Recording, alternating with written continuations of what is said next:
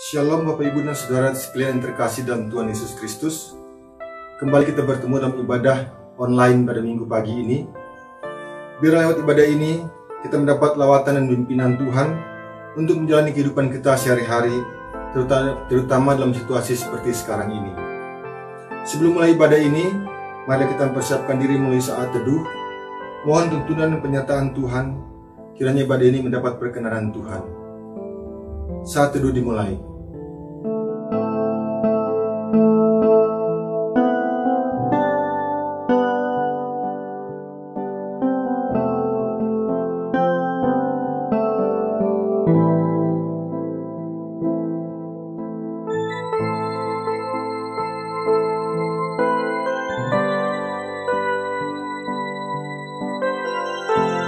Amin.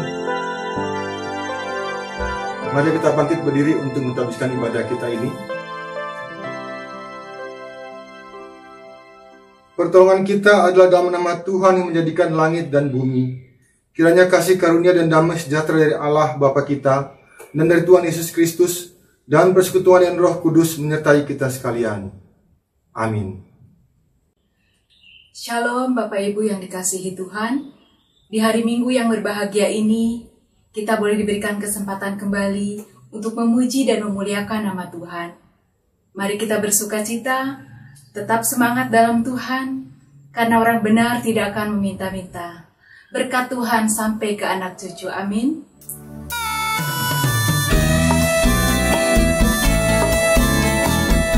Nyanyi, angkat suara, lebih kuat lagi untuk Tuhan. Dia memberkati engkau dan saya. Bapak Ibu sendiri nyanyi, katakan, begitu besar kasih Allah pada kita, kepada kita. Diberkatilah anak cucu kita di mana-mana. Tuhan mengubah miskin dan menjadikan kaya, menjadikan kaya. Dan merendahkan. Semua yang berbahagia, angkat tanganmu dua-duanya. Katakan, berbahagialah bagi orang yang percaya. Yang percaya anak cucunya pasti tidak akan meminta-minta.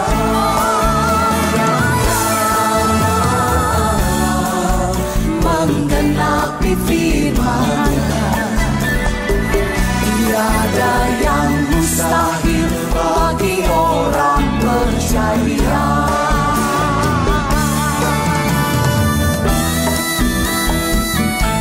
Sama-sama angkat suaramu, katakan, begitu besar kasih Allah pada kita, kepada kita.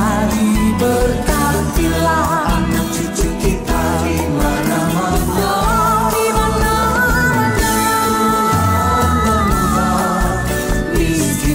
Menjadikan kaya, menjadikan kaya.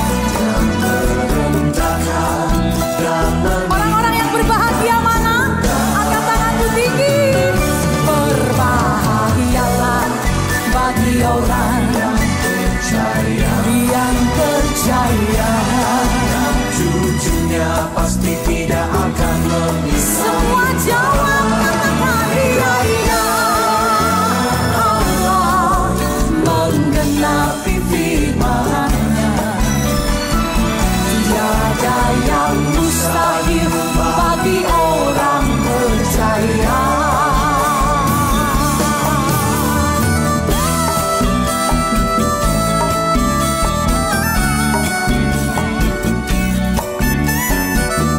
Yang percaya diberkati dan berbahagia, lagi angkat kedua tanganmu, katakan, berbahagialah bagi orang yang percaya, yang percaya. Anak cucunya tidak akan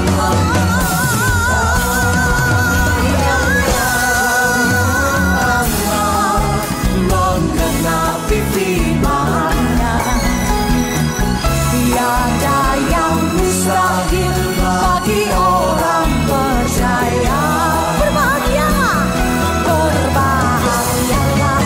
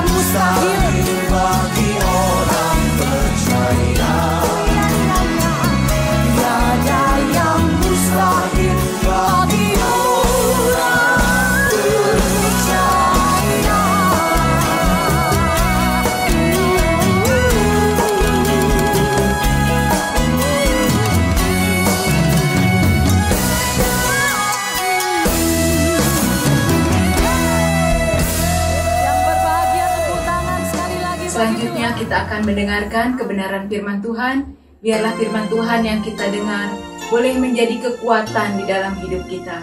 Sebelumnya kita angkat pujian, El Shaddai, El Shaddai, Tuhan Maha Kuasa.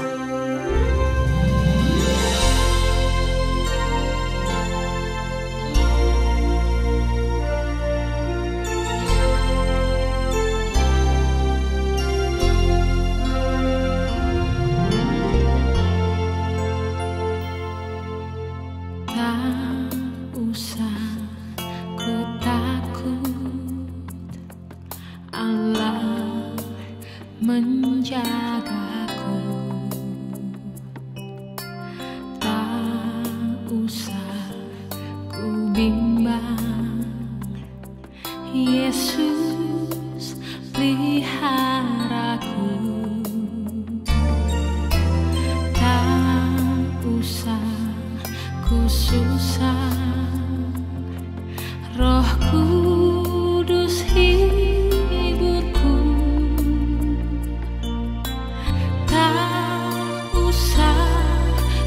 cemas, Dia mengaturku.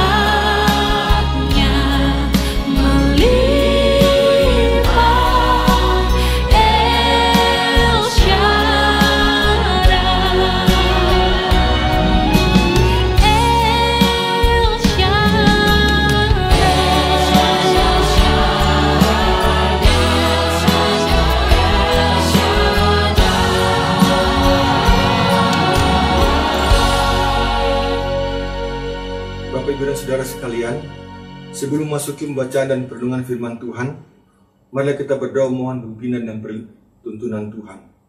Ya Tuhan, Bapa kami yang bertata dalam kerajaan sorga, Tuhan pencipta langit dan bumi, yang untuk selama-lamanya kasih setianya, serta tidak pernah meninggalkan perbuatan tangannya. Bapa yang kami kenal dan sapa dalam anak-Mu Yesus Kristus, penebus dan juru selamat kami yang hidup. Benar Tuhan, kami tidak perlu khawatir dan bimbang dalam hidup kami, karena Engkau adalah Allah El Shaddai kami, Allah yang Maha Kuasa dan Mulia, yang berkat-berkatnya selalu melimpah dalam kehidupan kami. Kami mau berterima kasih Tuhan atas berkat-berkat-Mu sepanjang minggu ini, dan kami percaya bahwa berkat-berkat-Mu itu akan tetap ada sepanjang hidup kami. Kini tiba saatnya bagi kami untuk merenungkan sebagian daripada firman-Mu Bapa. Kami mohon ya Bapa, kiranya lewat firman itu, kami akan peroleh kekuatan serta penghiburan sepanjang hidup kami. Pakailah hamba-Mu ini yang tidak ada apa-apanya, sucikan dan kuduskanlah agar layak dipakai sebagai alat untuk menyampaikan isi hati-Mu Tuhan. Kami mau serahkan ibadah ini dari awal, pertengahan hingga akhir dalam tangan kasih-Mu. Kiranya ibadah kami ini berkenan di mata-Mu. Dalam nama Yesus kami telah berdoa dan mengucap syukur. Amin. Shalom. Tema renungan kita minggu ini adalah mengenai hal kekhawatiran yang terambil dari Matius 6 ayat 25-34 yang akan saya bacakan.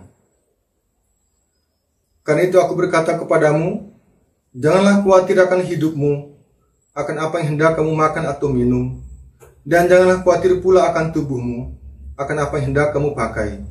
Bukankah hidup itu lebih penting daripada makanan, dan tubuh itu lebih penting daripada pakaian? Pandanglah burung-burung di langit yang tidak menabur dan tidak menuai, dan tidak mengumpulkan bekal dalam lumbung, namun diberi makan oleh Bapamu yang di surga. Bukankah kamu jauh melebihi burung-burung itu? Siapakah di antara kamu yang karena kekhawatirannya dapat menambahkan sehasta saja pada jalan hidupnya? Dan mengapa kamu khawatir akan pakaian? Perhatikanlah bunga bakung di ladang yang tumbuh tanpa bekerja dan tanpa memintal. Namun aku berkata kepadamu, Salomo dalam segala kemegahannya pun tidak berpakaian seindah salah satu dari bunga itu. Jadi jika demikian Allah mendandani rumput di ladang yang hari ini ada dan besok dibuang ke dalam api, tidakkah Ia akan terlebih lagi mendandani kamu, hai orang yang kurang percaya? Sebab itu janganlah kamu khawatir dan berkata, apakah yang akan kami makan? Apakah yang akan kami minum? Apakah yang akan kami pakai? Semua itu dicari bangsa-bangsa yang tidak mengenal Allah. Akan tetapi Bapamu yang di surga tahu bahwa kamu memerlukan semuanya itu. Tetapi carilah dahulu kerajaan Allah dan kebenarannya, maka semuanya itu akan ditambahkan kepadamu. Sebab itu janganlah kamu khawatir akan hari esok, karena hari besok mempunyai kesusahannya sendiri. Kesusahan sehari cukuplah untuk sehari. Saudara, arti khawatir dalam Kamus Besar Bahasa Indonesia adalah gelisah dan cemas atau takut terhadap suatu hal yang belum diketahui dengan pasti. Jadi kuncinya adalah hal yang belum pasti. Saya percaya bahwa kita semua pernah mengalami rasa khawatir. Kebanyakan khawatir itu karena kita khawatir akan terulangnya masalah yang pernah terjadi. Seperti kita khawatir telat masuk ke tempat kerja karena macet. Kita khawatir rumah kita kebanjiran karena hujan lebat yang akan turun menurut ramalan cuaca. Atau bahkan kita khawatir akan masalah yang belum pernah terjadi, seperti kita kehilangan pekerjaan, atau usaha kita yang bangkrut akibat krisis ekonomi karena virus pandemi corona tersebut. Bahkan ada juga yang karena khawatir, sehingga fokus hanya sibuk mengumpulkan harta untuk masa depannya, bahkan untuk masa depan anak cucunya. Pada pembacaan Alkitab kita di ayat 25, Yesus melarang kita untuk khawatir terhadap kebutuhan pokok kita, yaitu makan dan minum dan pakaian, atau sering kita sebut sandang dan pangan. Yang menurut para ahli mainstream, ini adalah kebutuhan yang sangat pokok. Tapi Yesus membandingkannya dengan sesuatu yang lebih pokok lagi, yaitu makanan dengan hidup dan pakaian dengan tubuh kita. Artinya, walaupun makanan dan pakaian adalah kebutuhan yang sangat pokok, tapi kalau dibandingkan dengan hidup dan tubuh kita, itu masih kalah.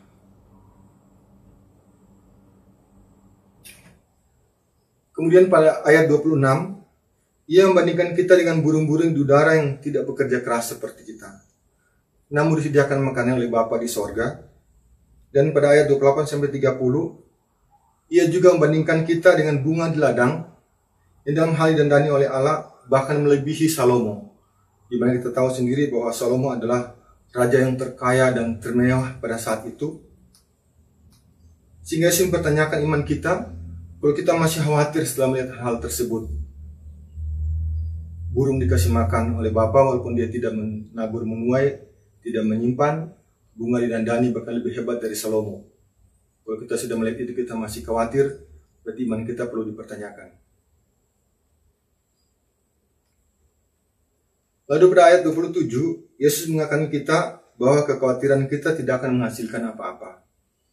Dan kalau lihat di perikop yang sama mengenai hal kekhawatiran pada Injil Lukas, kita bandingkan dengan perikop sama di Injil Lukas, di pasal 12 ayat 6 tertulis, jadi, jikalau kamu tidak sanggup membuat barang yang paling kecil, mengapa kamu khawatir akan hal-hal yang lain? Artinya, kalau kita tidak bisa merubah apa-apa, tidak bisa berbuat apa-apa, khawatir itu tidak berguna. Kalau kita bisa melakukan sesuatu atau merubah sesuatu, ya kita mungkin bisa merubahnya.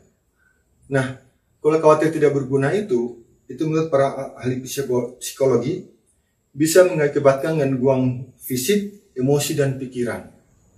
Jadi hati-hati kalau kita sering khawatir, sementara kita tidak bisa berbuat apa-apa. Itu bisa mengakibatkan gangguan fisik, emosi, dan pikiran. Kemudian pada ayat 31 dan 32, Yesus kembali mengingatkan untuk tidak perlu khawatir, karena hal khawatir ini membuat kita sama dengan orang-orang yang tidak mengenal Allah, atau tidak percaya pada kasih dan pemeliharaan Allah, yang tentu tahu akan keperluan kita. Dan kalau kita perhatikan lebih seksama ayat-ayat tersebut di atas, sebenarnya Yesus tidak melarang kita untuk berpikir tentang pekerjaan kita, atau memikirkan rencana hari esok. Karena kalau di kitab Kejadian kita lihat, Adam sebagai manusia pertama, tugas pertamanya adalah bekerja, memelihara dan mengusahakan Taman Eden tersebut. Juga kalau kita lihat di kitab Keluaran, ketika bangsa Israel dikasih makan mana oleh Tuhan, di hari ke-6 Tuhan menyuruh mereka untuk mengumpulkan mana tersebut untuk disimpan sebagai persediaan pada hari Sabat besoknya. Artinya mereka pun disuruh berpikir untuk hari esok mengenai hari Sabat tersebut. Jadi bekerja, berpikir mengenai hari esok itu bukan suatu hal yang dilarang. Yang dilarang oleh Yesus adalah kekhawatiran yang membuat kita hanya fokus untuk mengumpulkan harta sehingga kita melupakan Tuhan. Seperti tertulis pada ayat 24 sebelumnya. Jadi pada perikop sebelum ini mengenai hal yang mengumpulkan harta, situ Yesus mengatakan bahwa tak seorang pun dapat mengabdi kepada dua tuan, karena jika demikian, ia akan benci yang seorang dan mengasihi yang lain, atau ia akan setia kepada yang seorang dan tidak mengindahkan yang lain. Kamu tidak dapat mengabdi kepada Allah dan kepada Mamon. Jadi kita harus memilih, apakah kita setia kepada Allah atau fokus pada harta itu Mamon. Yesus mau supaya kita tetap mengandalkan Tuhan. Seperti yang dicontohkan oleh Yesus pada saat dicobai untuk merubah batu menjadi roti saat dia lapar setelah puasa 40 hari 40 malam di padang gurun, yang tertulis di Matius 4 ayat 4. Tetapi Yesus menjawab, ada tertulis, manusia hidup bukan dari roti saja, tetapi dari firman, setiap firman yang keluar dari mulut Allah. Karena Yesus tahu bahwa di mana harta kita berada, di situ juga hati kita berada. Jadi kalau kita fokus hanya ke harta dunia, maka otomatis hati kita juga akan berada di situ, yaitu mengabdi kepada Mamon. Sementara Yesus juga tahu bahwa harta dunia itu bisa dirusak oleh ngengat dan karat, dan dibongkar dan dicuri oleh pencuri. Sehingga ia ingin agar kita fokus mengumpulkan harta surgawi yang tidak bisa dirusak, dibongkar atau dicuri, seperti ditulis di Matius 6 ayat 19-21. Sehingga hati kita mengumpulkan harta di sorga, hati kita pun berada di sana bersama dengan Allah di sorga. Itu yang diinginkan oleh Yesus. Yesus tidak ingin menjadi kita orang bodoh yang hanya fokus untuk banyak mengumpulkan harta, seperti dalam perumpamaan mengenai orang yang menimbun harta yang tertulis di Lukas 12 ayat 19 sampai dengan 21, kan saya bacakan. Lalu aku berkata kepada jiwaku, hai jiwaku, engkau mempunyai banyak barang yang tersimpan untuk bertahun-tahun. Beristirahatlah, makan, minum, dan bersenang-senanglah. Namun Allah berkata kepada orang itu, hai orang bodoh, malam ini juga jiwamu akan diambil daripadamu. Lalu, siapakah yang akan memiliki barang-barang yang kamu simpan itu? Demikianlah yang akan terjadi pada orang yang menyimpan harta bagi dirinya sendiri, tetapi tidak kaya di hadapan Allah. Jadi kuncinya di sini adalah kaya di hadapan Allah. Jadi sebenarnya tidak masalah seorang memiliki harta dunia, asalkan ia tidak hanya fokus pada harta tersebut, tetapi prioritasnya adalah tetap mencari harta surgawi. Dan kalau kita lihat ayat 33 itu menjelaskan dengan indah mengenai kunci perumpamaan di atas tersebut, yaitu ayat 33, tetapi carilah dahulu kerajaan Allah dan kebenarannya, maka semuanya itu akan ditambahkan kepadamu. Orang yang menjadi kaya di hadapan Allah akan fokus untuk mencari kerajaan Allah dan kebenarannya, sehingga akan berusaha untuk menghadirkan kerajaan Allah atau kerajaan sorga di bumi. Seperti dalam doa Bapa kami diajarkan oleh Yesus, jadilah kehendakmu di bumi seperti di sorga. Jadi kita ingin menghadirkan sorga di bumi. Itu yang kita usahakan, mencari harta sorgawi, menghadirkan kerajaan sorga di bumi. Dan salah satu cara untuk menghadirkan kerajaan sorga di bumi atau mengumpulkan harta sorga itu tertulis di Matius 25 ayat 35 sampai 36. Yaitu sudah ayat sangat populer. Kita memberi makan, minum, tumpangan, pakaian, dan kunjungan kepada orang-orang miskin yang membutuhkannya. Dan untuk melakukan semuanya itu, berarti kita pasti perlu harta. Dan Tuhan tahu bahwa kita benar memerlukannya itu. Kadang-kadang atau bahkan sering orang ragu untuk memberi sesuatu atau berbagi dengan sesama, karena dia khawatir kalau sering memberi kepada orang miskin, apalagi orang yang suka haji mumpung, begitu dikasih satu, minta terus, itu dia khawatir nanti akan kekurangan. Wah, kalau saya terus kasih ke orang miskin, lama-lama saya akan kekurangan. Nah, kalau saya jadi miskin, siapa mau bantu saya? Hal ini, itu sudah dibantah oleh Salomo. Tahu Salomo adalah orang yang sangat berhikmat.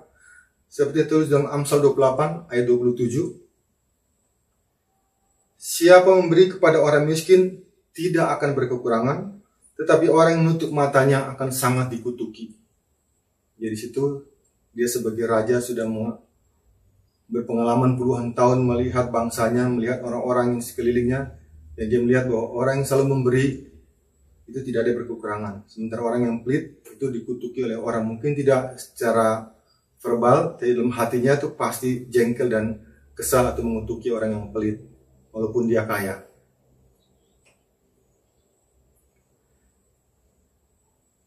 Juga dengan menghadirkan kerajaan Allah di bumi, Tuhan akan menjamin masa depan kita sampai ke anak cucu kita. Bahkan mereka akan menjadi berkat. Seperti disaksikan oleh pemazmur dalam Mazmur 37 ayat 23-26. Kita lihat, Tuhan menetapkan langkah-langkah orang yang hidupnya berkenan kepadanya. Apabila ia jatuh, tidak sampai tergeletak, sebab Tuhan menopang tangannya. Dahulu aku muda, kata pemazmur, sekarang telah menjadi tua, tetapi tidak pernah kulihat orang benar ditinggalkan, atau anak cucunya meminta-minta roti. Tiap hari ia menaruh belas kasihan dan memberi pinjaman, dan anak cucunya menjadi berkat.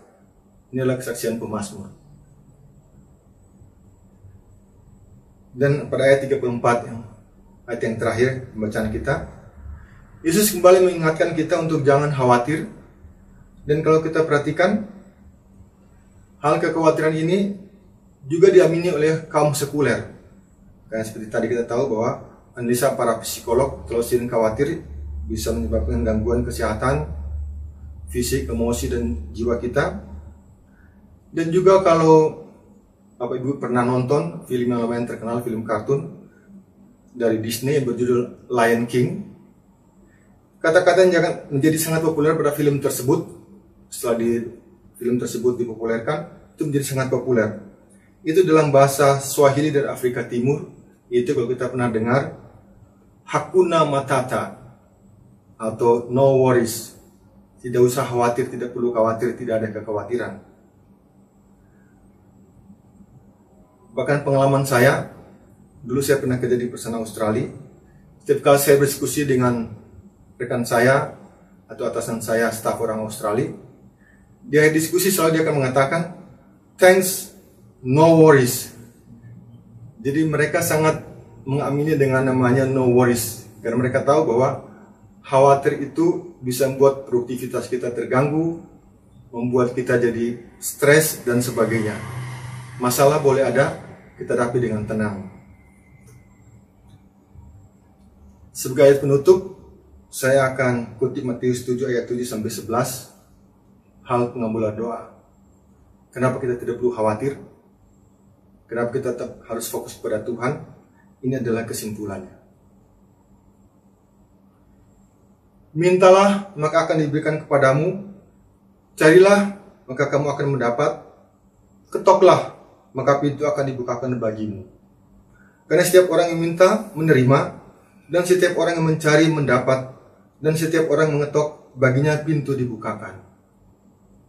Adakah seorang daripadamu akan memberi batu kepada anaknya jika ia minta roti?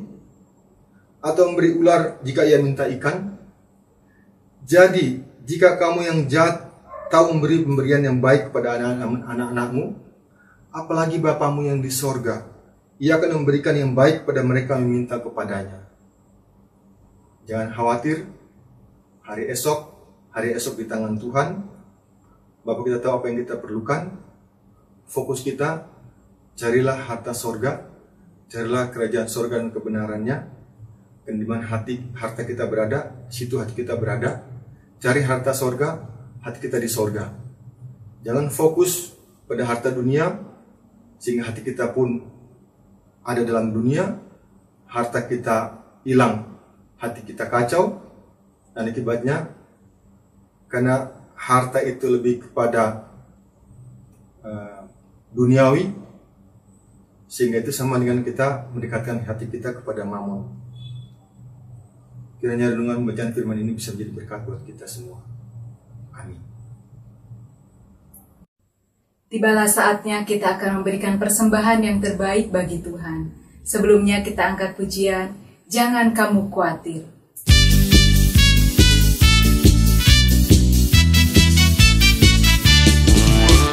Jangan kamu khawatir, burung di udara dia pelihara. Jangan kamu khawatir, bunga di padang dia hiasi. Jangan kamu khawatir, apa yang kau makan, minum, pakai. Jangan kamu khawatir, Bapa di surga memelihara. Aku tidak khawatir, burung di udara dia pelihara. Aku tidak khawatir, bunga di padang dia hiasi. Aku tidak khawatir,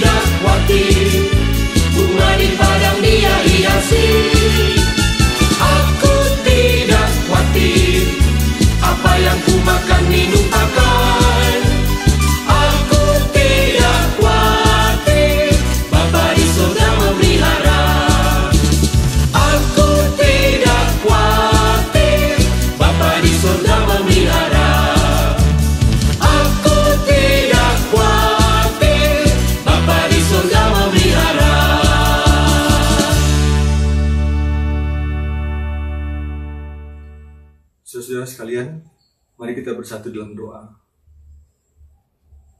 Terima kasih Tuhan atas firman-Mu. Biarlah firman-Mu ini menuntun dan memimpin langkah-langkah kehidupan kami di tengah-tengah situasi yang semakin sulit seperti sekarang ini. Dan biarlah hati kami tetap hanya mengandalkan Engkau saja, dan tidak perlu khawatir terhadap apapun juga yang akan menimpa sekeliling kami. Kami mau serahkan semua pergumulan oleh para umat-Mu ini, bagi yang sedang terkena penyakit, baik sakit COVID-19 maupun penyakit-penyakit yang lain, baik yang dirawat atau dikarantina di rumah sakit maupun di rumah-rumah. Tuhan mau jamah dan sembuhkan mereka di dalam nama Yesus. Bagi yang sedang beban berat, Tuhan mau berikan kelegaan. Bagi yang sedang dalam permasalahan, apapun masalahnya, Tuhan berikan jalan keluarnya. Dan bagi yang sedang bersusah hati, Tuhan berikan penghiburan. Kami juga menyerahkan Bapa, para hamba-hamba dan pelayan-pelayan-Mu dimanapun mereka berada. Tuhan melawat dan cukupkan semua kebutuhan dan pelayanannya. Berikan kekuatan terus membimbing dan mengembalakan para jemaat-Mu, baik di gereja ini maupun di gereja-gereja lain. Kami mau serahkan juga para tenaga medis, baik dokter, perawat, dan apoteker. Berikan mereka kekuatan dan kesabaran dalam melayani para pasien, terutama pasien yang dikarantina. Tuhan menyertai keluarga yang harus ditinggalkan mereka selama bertugas. Kami juga mendoakan bangsa dan negara kami. Tuhan berikan hikmat marifat pada para pemimpin negara kami, sehingga mereka bisa mengambil kebijakan-kebijakan yang terbaik untuk bangsa ini, terutama dalam menghadapi situasi akibat wabah COVID ini dan krisis ekonomi. Kami mau serahkan semua doa dan permohonan kami ini ke dalam tangan kasih Bapa, dalam nama Yesus yang telah mengajar kami berdoa. Bapa kami yang di sorga, dikuduskanlah namamu, datanglah kerajaan-Mu, jadilah kehendak-Mu di bumi seperti di sorga. Berikanlah kami pada hari ini makanan kami yang secukupnya, dan ampunilah kami akan kesalahan kami, seperti kami juga mengampuni orang yang bersalah kepada kami. Dan jangan bawa kami ke dalam pencobaan, tetapi lepaskanlah kami daripada yang jahat. Karena Engkau yang punya kerajaan, dan kuasa dan kemuliaan sampai selama-lamanya. Amin. Jemaat Tuhan dipersilakan berdiri. Bersama gereja-gereja segala abad, marilah kita mengucapkan pengakuan iman rasuli. Aku percaya kepada Allah, Bapa yang Maha Kuasa, Khalik langit dan bumi, dan kepada Yesus Kristus anaknya yang tunggal Tuhan kita, yang dikandung daripada Roh Kudus, lahir dari anak darah Maria, yang menderita di bawah pemerintahan Pontius Pilatus, disalibkan, mati dan dikuburkan, turun ke dalam kerajaan maut. Pada hari yang ketiga, bangkit pula dari antara orang mati, naik ke surga, duduk di sebelah kanan Allah, Bapa yang Maha Kuasa, dan akan datang dari sana untuk menghakimi orang yang hidup dan yang mati. Aku percaya kepada Roh Kudus, gereja yang kudus dan am, persekutuan orang kudus, pengampunan dosa, kebangkitan tubuh, dan hidup yang kekal. Amin. Doksologi. Kepada Allah beri puji, serta kepada Al-Masih, Roh Kudus muliakan, berkuasa dan berkasihan. Amin. Jemaat Tuhan, angkatlah kedua belah tanganmu dan terimalah berkat Tuhan. Tuhan memberkati engkau dan melindungi engkau. Tuhan menyinari engkau dengan wajahnya dan beri engkau kasih karunia. Tuhan menghadapkan wajahnya kepadamu dan beri engkau damai sejahtera. Amin. Amin.